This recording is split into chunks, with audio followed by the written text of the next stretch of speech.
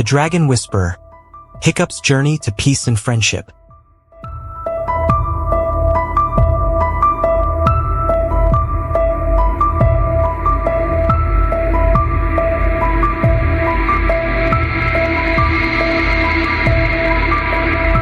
Long ago, in a land of rugged cliffs and stormy seas, there was an island called Berk.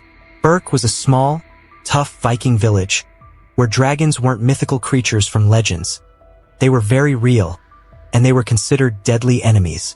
The Vikings of Berk were brave, strong, and skilled warriors. For generations, they had fought dragons to protect their homes and livestock. It was a way of life for them, a tradition that was passed down from parent to child. At the center of this Viking community was Stoik the Vast, a towering man with a booming voice who served as the chief of Berk. Stoik was everything a Viking leader should be: strong, fearless, and determined. His son, however, was a different story. Hiccup Horrendous Haddock III was a skinny, awkward boy who was more comfortable tinkering with gadgets than swinging a sword. Hiccup longed to prove himself to his father and the rest of the village, but his clumsy nature and small stature often made him the target of ridicule. One fateful night, the village was under attack by a swarm of dragons.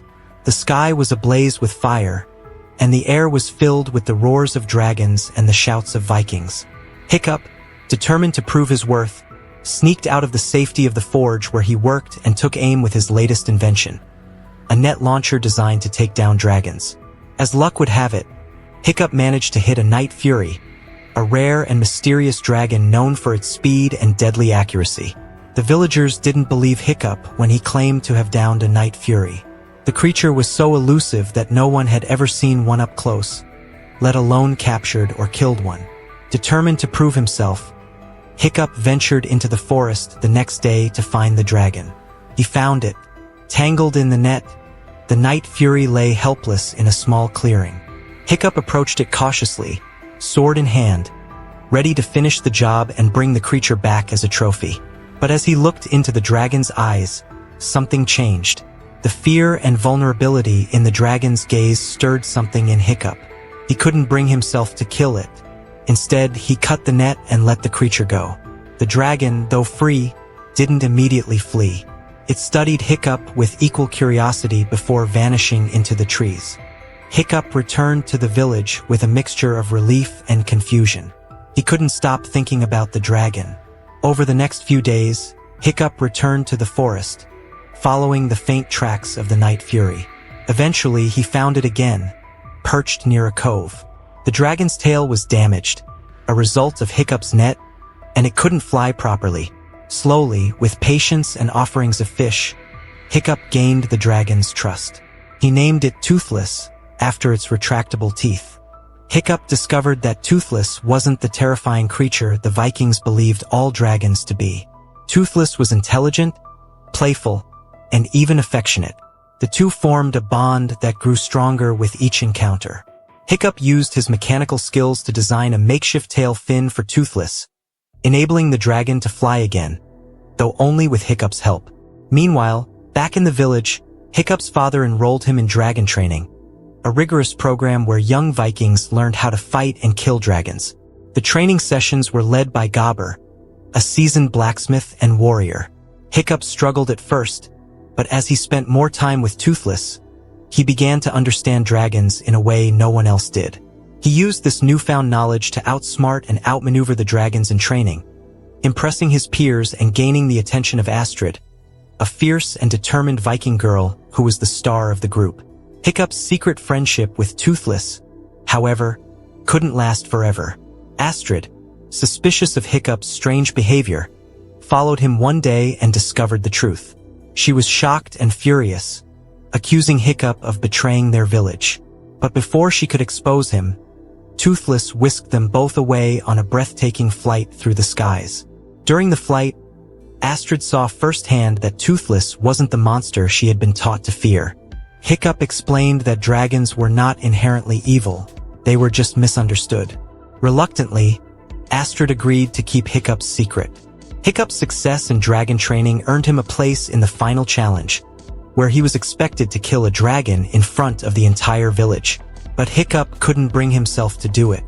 When the moment came, he dropped his weapon and tried to show the villagers that dragons didn't have to be their enemies.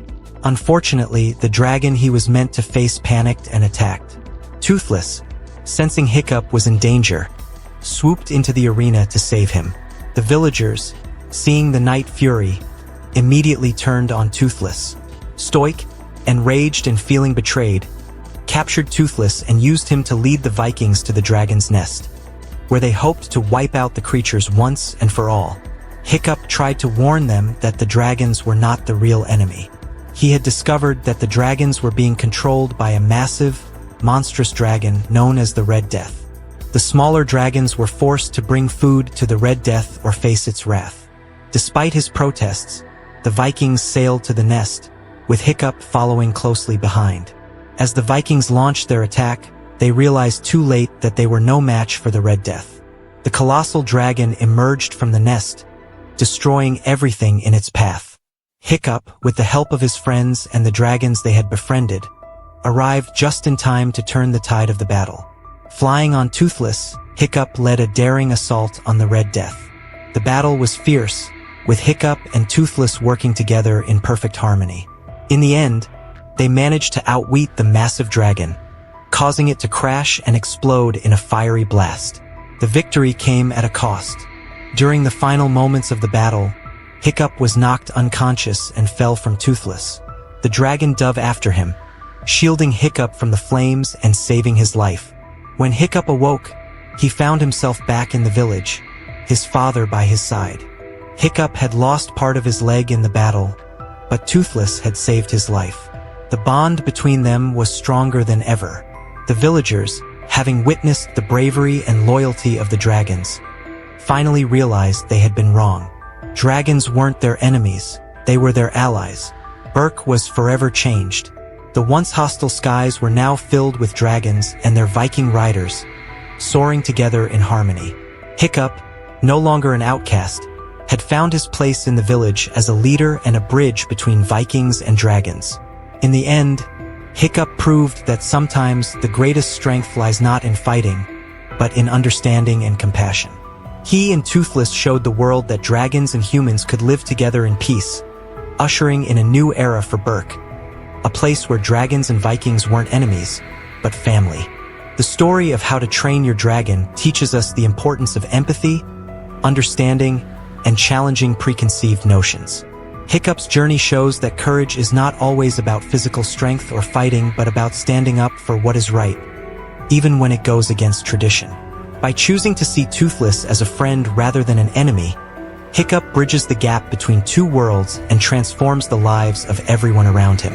The tale reminds us that by seeking to understand others, whether they are people or creatures, we can overcome fear, break down barriers, and create harmony where there was once conflict. Thanks for watching us.